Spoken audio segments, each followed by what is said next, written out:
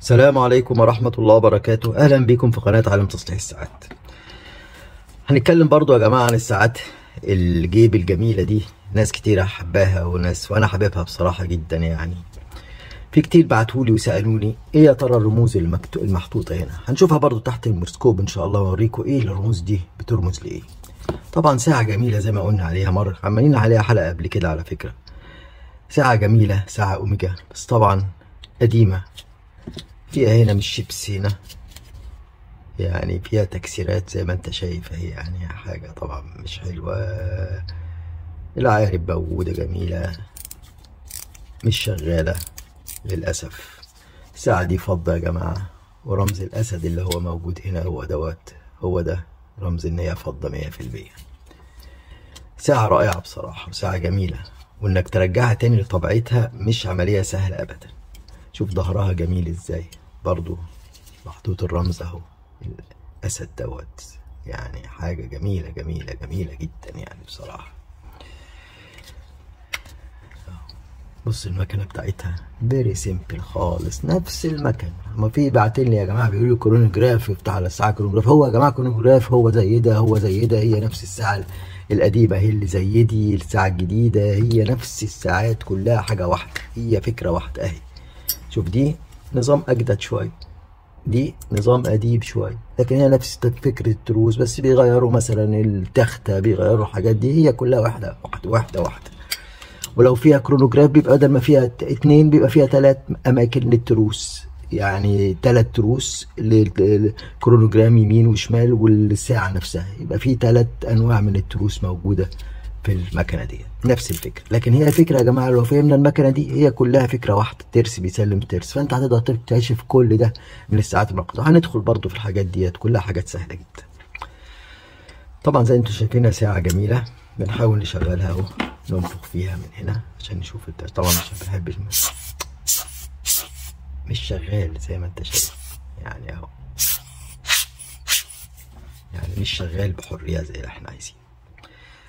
طبعا هنا لو ناخد بالنا في مسمارين هنا، دول اللي بيمسكوا المكنة ديت في قلب الشاسيه اللي هو الموجود لكن للأسف مش موجودين، فكده من سهل جدا ان احنا نطلعها. وادي الغطا بتاعها، البزل، وانا مركب له لسه ازازة جديدة جميلة جدا. والساعات يا جماعة دي في الازاز ده لازم زي ما انت شايف كده يكون سطحها الدوم بتاعتها، يعني القمة بتاعتها خفيفة قوي، عشان لما تتحط هنا تقدر دي تقفل بسهولة جدا، فاهمني؟ فلازم دي تبقى نوع من الازاز مخصوص، يبقى رفيع ويبقى اقل من 4/10 من ملي، يعني حاجة مخصوصة جدا. ومن اكتر الحاجات اللي ما نقدرش نلاقيها في الساعات اللي هي بتبقى هانتر ديت، ساعات الصيد دي اللي كان بيسموها ساعات الصيد، اللي هي تبقى ايه، ليها غطا من فوق. لكن لما تبقى الساعة مفتوحة زي دي كده بيبقى سهل جدا تلاقيها، لو حتى لقيتها اعلى شوية مبقاش فيها اي مشكلة. تعالوا معايا كده يا جماعة نفكها كده تحت الميكروسكوب ونشوف اخبارها ايه.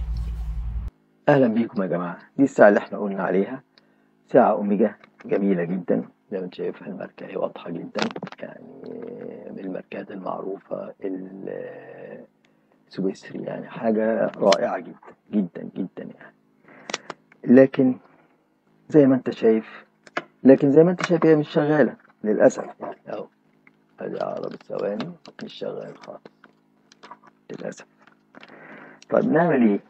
طيب نبتدي نشيل بقى ايه العقارب ديت اللي انت شايفها دي. أول حاجة نعمل ايه؟ نشد البزل زي ما انت شايف كده، تلاقي العقارب اهي اتحركت، ونجيبهم على بعض عشان نقدر نشيلهم. بسم الله الرحمن الرحيم. نحط طبعا زي ما احنا بنقول دايما البلاستيكة الصغيرة ديت، نبتدي نشيل العقارب.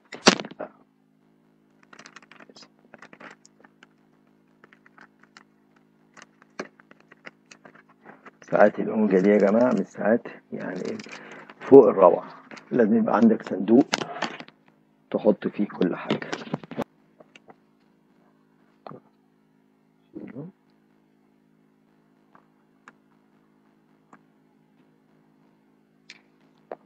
نشيل أقرب الثواني نفس الطريقة.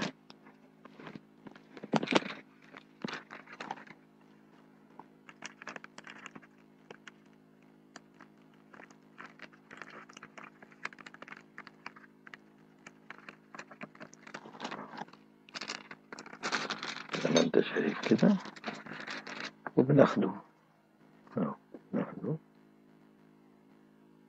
وزي ما انتوا شايفينه كده. شوفوا منظره ايه. طبعا زي ما انت شايف في وساخة يعني موجودة، يعني طبعا كل ده هننضفه، وان شاء الله هنعمل حلقة نصلح فيها الحاجات الخدوش الموجودة هنا دي. لان هنا المينا ده يا جماعة نحاس زي ما انت شايفه، وبقى عليه طبقة بورسلين معمولة. البورسلين ده حاجة يعني زي ما انت شايف هنا اهو، في شقة اهو باين خالص هنا زي ما انت شايف اهو، كسر اهو موجود. كل ده بيتصلح بمادة مخصوصة، ممكن بودرة تلك أو ممكن مادة تبقى جاهزة بتحطها على طول. طيب نيجي نفتحها من ورا كده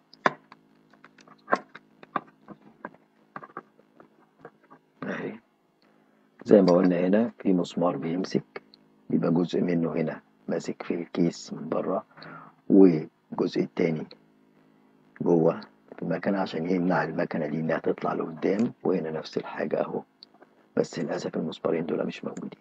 طبعا زي ما انتوا شايفين في مسمار صغير اللي هو دوت، اللي هو الكراون اللي انت شايفه ده، والستيم بتاعته اللي هو المسمار بتاعه شابك هنا. وفي حاجة ليفر يعني زي هاند كده، زي ايد كده ماسكة فيه، بحيث ان لما بفك المسمار دوت اللي انتوا شايفينه ده بتترفع الليفر ده اللي هو الايد اللي هنا، فتقدر تشد دوت. هنفكه اهو، نقدر نشد الهاند زي ما انت شايف كده وتطلع سليمة. وده طبعا الكراون والستيم بتاعته.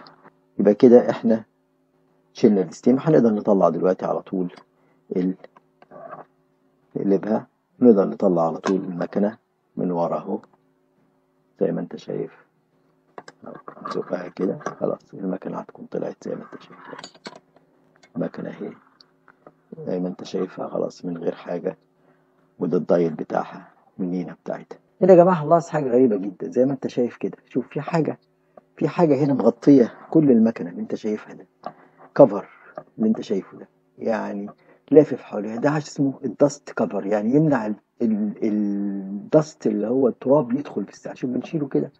يا سلام على الاتقان. شوف عبارة عن حلقة من النحاس معمولة، يعني حاجة اتقان يا جماعة فوق الروعة فوق الروعة. وهي شفنا كل ده عشان احمي. شوف لما دي تبقى متغطية كده، وادي المكنة وادي البالانس. شوف لما جينا نغطى كده خلاص بقى متغطي، مفيش تراب يدخله من الجناب. يعني اتقان ما بعد. دي ساعة اوميجا يا جماعة، مش حاجة سهلة يعني.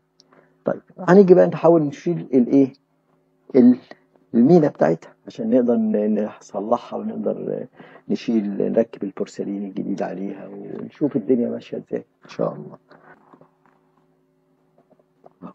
هنبتدي ندور ونشوف هل في مسامير، هل في حاجة نشيلها عشان نقدر نشيل المينا ديت. نشوف مع بعض اهو، نشوف المينا دي راكبة فين. شوف هنا في ملاحظة جميلة جدا جدا اهي. بصوا كده معايا، هنلاقي هنا حاجة هنكبر كده شوية، حاجة يعني مش متوقعة بصراحة. هنلاقي هنا زي ما انت شايف بص راس دي، راس مسمار هنا موجودة زي ما انت شايف. راس المسمار، المسمار ده مبوظ طبعا، مخلي المكنة ما تشتغلش اهو. بحركه واقع جوه المكنة اهو. كبره على قد ما نقدر. واضح جدا راس مسمار اهي موجودة، انا ماسكها اهي. شايف المسمار واضح اوي اوي اوي اوي اوي. واقع طبعا، واقفل على التروس وكده. طبعا لو حاولت تلف المكنة هتبوظ وتبقى حاجة صعبة جدا. فده يعني من الحاجات اللي هي مبوظة. بنشوف احنا كده يا ترى ده بيتفك ازاي، المينا دي بتتفك ازاي. كل ساعة بتبقى مختلفة، لكن الفكرة واحدة يا جماعة، الفكرة واحدة اهو.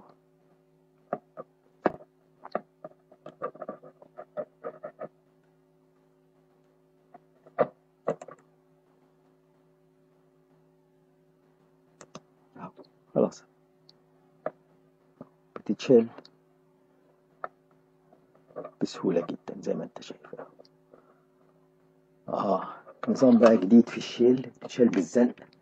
بص هنا نظام بقى ازاي، مش نظام مسامير ولا نظام حاجة. كل حاجة بتكتشفها يا جماعة وانت شغال.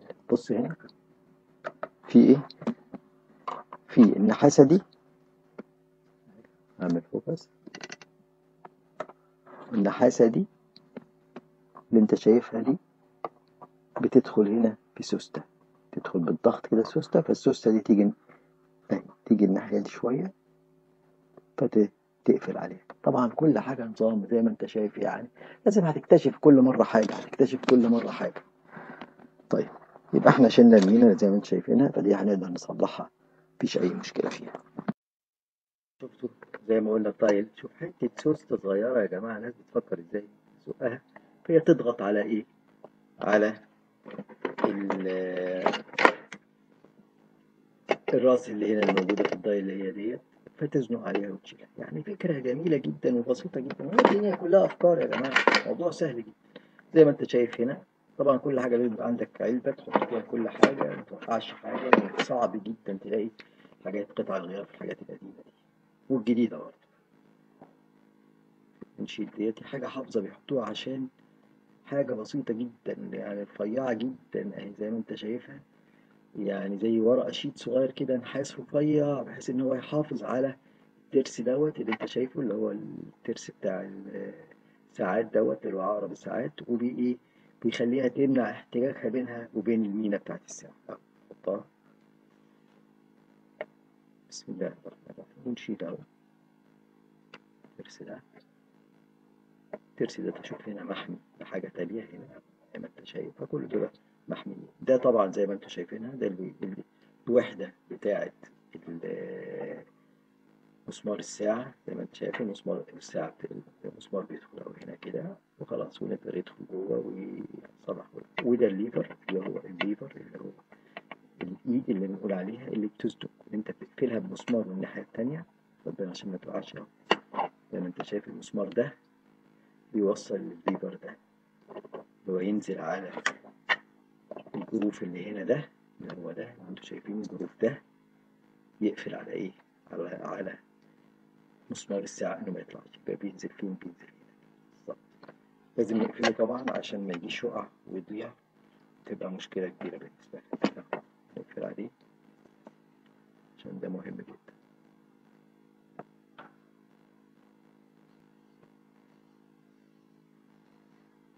خلاص كده قفل عليه بقى ايه جامد.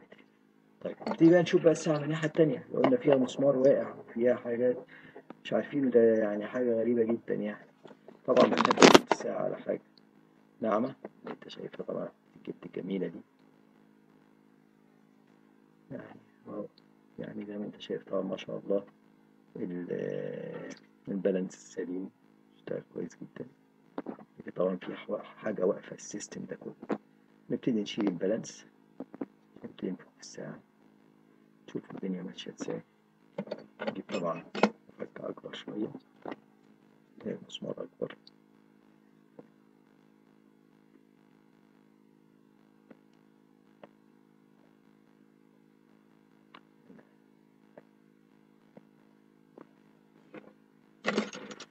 شيلوا كل حاجة يا جماعة في مكانها. شيله. بص بقى من جمال المسمار زي ما قلنا الحلقة بتاعت المسامير، بص جمال المسمار وصناعته ودقته والقلاووز بتاعه وحلاوته يعني، والراس بتاعته ازاي منحوتة، وازاي الفتحة بتاعته، شوف جميلة جميلة يعني، حاجة فوق الروعة. طبعا زي ده احنا دايما بنقول ان بيبقى في حاجة صغيرة اهي انت شايفها دي عشان نقدر نطلع منها. في جروف هنا اهو انت شايفه، هنعمل عليه فوكس. كل حاجة يا جماعة تدرسها تبقى سهلة جدا.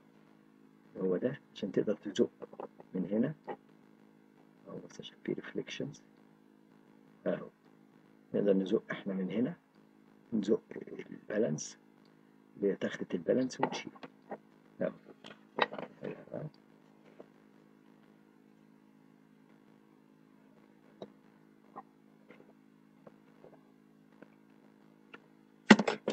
ساعات بيبقى جامد شوية طبعا بقاله فترة، أو دخل مسمار أهو طلع خلاص كده. نشيله بالراحة جدا يا جماعة. طريقة الشيل أهو، بنشيلها كده من هنا أهو، الحتة اللي احنا مسكنا، ونلف كده